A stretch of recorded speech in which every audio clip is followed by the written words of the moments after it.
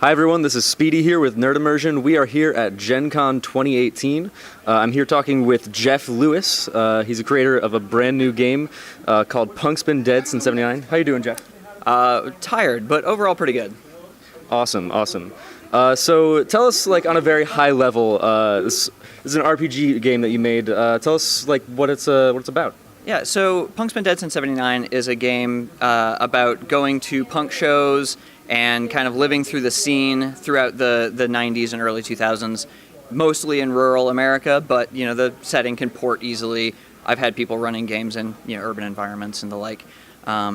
It's a really easy system. Character creation takes, like, I don't know, 180 seconds at most, so super easy. Yeah, it's probably the lightest game I've ever done, but... Awesome.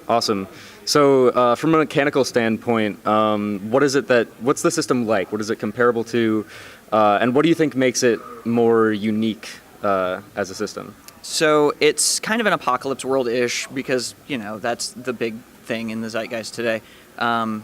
You roll a die pool for your stats. It's all D6s. No matter how many you roll from 2 to 5, you only keep 2 dice.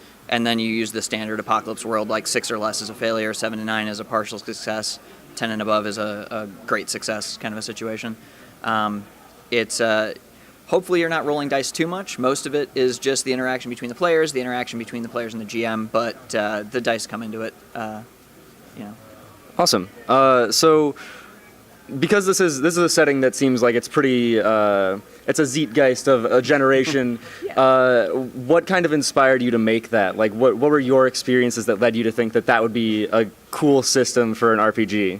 So, growing up in my teens in the late '90s, my brother and I would go to a lot of really awful punk shows at, like, you know, the gas station in a little town in the middle of nowhere in northern Ohio, or breaking into the high school, or, you know, all these little tiny punk shows that would be never, like, really pre-planned more than a couple of days in advance. It would just be whoever we could get together to go out and have a punk show at, like, the Stutzman farm that's been abandoned for 5 years out on County Road J. And that whole scene kind of gelled in my head about a year ago, that there wasn't really a game that was that sort of slice of life.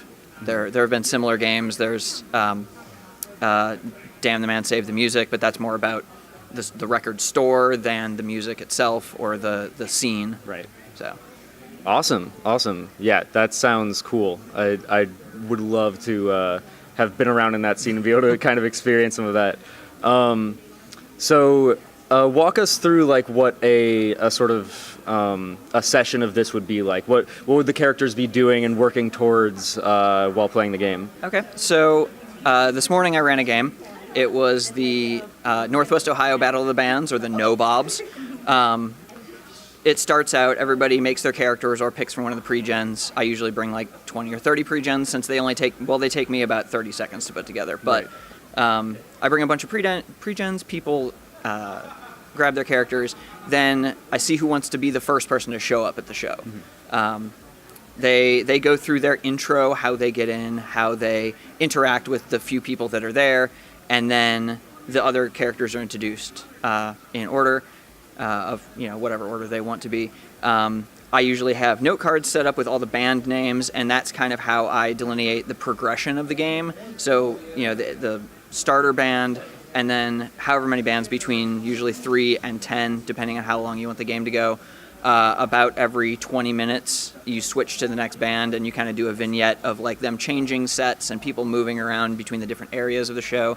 During the last game, it was mostly about trying to... one character was trying to pick up some ladies. One character was trying to pick up some gentlemen. One character was trying to prove that he wasn't too old to be there anymore, despite being 37, which, not great to be at a high school show when you're 37, but I'm not here to judge.